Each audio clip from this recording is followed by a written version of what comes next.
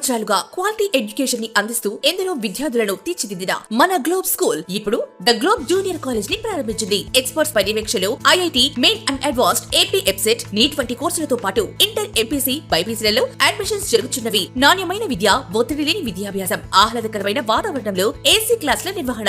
IIT, NEET కోసం well experienced faculty. విద్యార్థులకు sportive మరియు కాంపిటేటివ్ అట్మాస్ఫియర్ కల్పించడానికి ది గ్లోబ్ అధిక ప్రాధాన్యతనిస్తుంది. బాయ్స్ కొరకు హాస్టల్ సదుపాయం కలదు. The globe junior college, Ayodhya Nagar, Madhurawada. Contact 9959240933.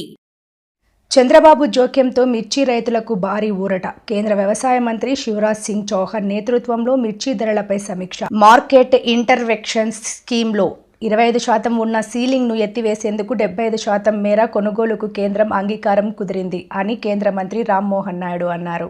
Andhra Pradesh ముఖ్యమంత్రి వర్యులు చంద్రబాబు నాయుడు గారు ఢిల్లీ కొత్త ప్రభుత్వం ప్రమాణ స్వీకార కార్యక్రమానికి అటెండ్ అవుతూ మరి అగ్రికల్చరల్ మినిస్ట్రీకి వచ్చి రాష్ట్రంలో ఉన్నటువంటి మిర్చి రైతుల తాలూకా సమస్యల గురించి కూడా ఇక్కడ ప్రత్యేకంగా ప్రస్తావించడం జరిగింది. నిన్న అగ్రికల్చర్ మినిస్టర్ శివరాజ్ సింగ్ చౌహాన్ గారు ప్రత్యక్షంగా ఇక్కడ అందుబాటులో లేకపోయినా ఆ మీటింగ్కి వర్చువల్లో కూడా ఆయన అటెండ్ అయ్యి మరి కొన్ని విషయాల మీద చంద్రబాబు నాయుడు గారు కూడా రాష్ట్రం తరపున మిర్చి రైతుల తరపున ఉన్నటువంటి సమస్యలు ప్రస్తావిస్తే అది ఖచ్చితంగా ఇమీడియట్గా టాప్ ప్రయారిటీ మీద తీసుకొని అవన్నీ కూడా సెటిల్ చేస్తామని చెప్పి కూడా ఆయన హామీ ఇవ్వడం జరిగింది. వేరేగా ఒక మీటింగ్ ఈ రోజు పెడతామని చెప్పి ఇచ్చినటువంటి హామీ ప్రకారం ఈ రోజు ఒక మీటింగ్ పెట్టుకున్నాం. అగ్రికల్చర్ మినిస్ట్రీ తాలూకు అధికారులు, నేను కూడా అటెండ్ అయ్యాను. రాష్ట్రం తరపున అచ్చెన్నాయుడు గారు అలాగే అక్కడ ఉన్నటువంటి అగ్రికల్చర్ టీం అందరూ కూడా అటెండ్ అయ్యి మళ్ళీ ఆ సమస్యల మీద ప్రత్యేకంగా చర్చించడం కూడా జరిగింది.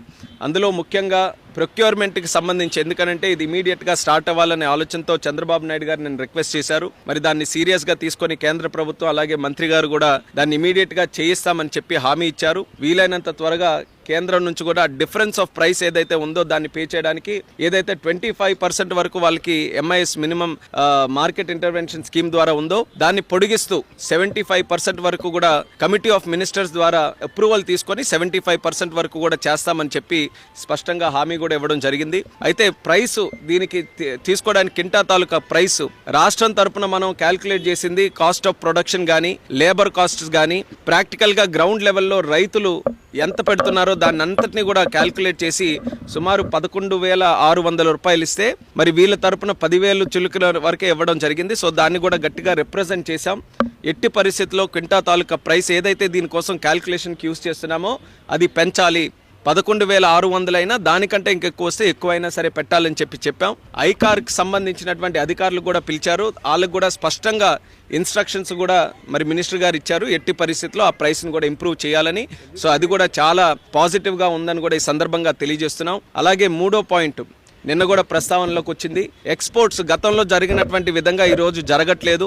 దానికి ఇంటర్నేషనల్ జియోపొలిటికల్ ఇష్యూస్ కొన్ని ఉన్నాయి. అయినప్పటికీ కూడా ఎక్స్పోర్ట్స్ని మళ్ళీ మనం ఎలా ప్రోత్సహించాలి అనే ఆలోచనతో దాని మీద కూడా కొన్ని నిర్ణయాలు చర్చలో వచ్చాయి. ఆ నిర్ణయాలని ఏ రకంగా అమలులోకి తీసుకొని రావాలన్న దాని మీద రాష్ట్రంలోనే ఎక్స్పోర్ట్స్కి సంబంధించి ఎక్స్పోర్టర్స్, దీనికి ఈ యొక్క చిల్లీ ఫీల్డ్కి సంబంధించిన ఎక్స్పోర్టర్స్ కానీ ఎఫ్పిఓస్ కానీ రైతులు కానీ అందరినీ కూడా కూర్చొని పెట్టి వాళ్ళ ద్వారానే సమస్యలు ఏమున్నాయో తెలుసుకొని దానికి హెల్ప్ చేసే విధంగా చర్యలు తీసుకోవాలని ఒక నిర్ణయం తీసుకున్నాం. మిర్చి రైతులతో ఒక ప్రత్యేక మీటింగ్ ఎక్స్పోర్టర్స్తో కూడా పెట్టి దీనికి ఉన్నటువంటి సమస్యలు ఇప్పుడు ఇమీడియట్గా ఎక్స్పోర్ట్స్ పెంచడానికి ఏంటి, లాంగ్ టర్మ్లో కూడా మిర్చి రైతుల తాలూకా ఆదాయం పెరిగే విధంగా ఎక్స్పోర్ట్స్ని ఏ రకంగా మనం ఇంటర్నేషనల్ మార్కెట్కి లింక్ చేయాలి, ఈ రెండింటి మీద కూడా ఒక సదస్సు అక్కడ పెట్టి దాని ద్వారా వచ్చినటువంటి సజెషన్స్ ఏవైతే ఉంటాయో దాన్ని కూడా మనం అమలు చేస్తామని చెప్పి మంత్రి గారు అయితే స్పష్టంగా హామీ ఇవ్వడం జరిగింది. దీన్ని ఇమీడియట్ గా కేంద్ర ప్రభుత్వం నుంచి డబ్బులు తెచ్చి ఆ డిఫరెన్స్ ఆఫ్ ప్రైస్ ఏదైతే ఉంటుందో మార్కెట్ కి కానీ ఈ రోజు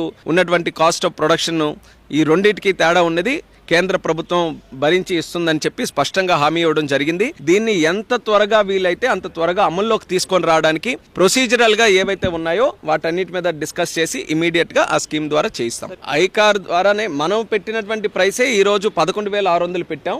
ఐకార్కి అది మ్యాచ్ చేయమని చెప్తున్నాం. ఈరోజు కాస్ట్ ఆఫ్ ప్రొడక్షన్ మేము చాలా పక్కాగా క్యాల్కులేట్ చేసాం రైతుల ఒపీనియన్లు తీసుకొని. సో అంత ఉండాలి.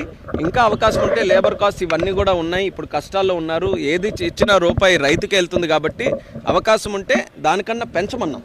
సో ఐకార్ ఆ ప్రాసెస్లో ఉంది, పాజిటివ్గా ఉన్నారు పెంచుతా ఉన్న ప్రాసెస్.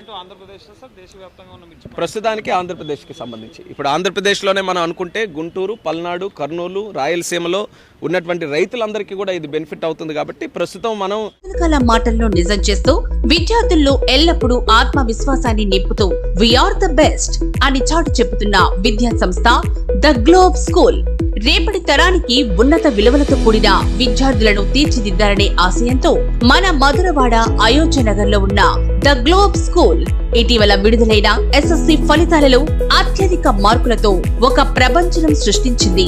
592 మార్కులతో ఎస్ వినయ్ కుమార్, 576 మార్కులతో కె అనంత్ సాయి, 570 మార్కులతో వై సాయి తేజ.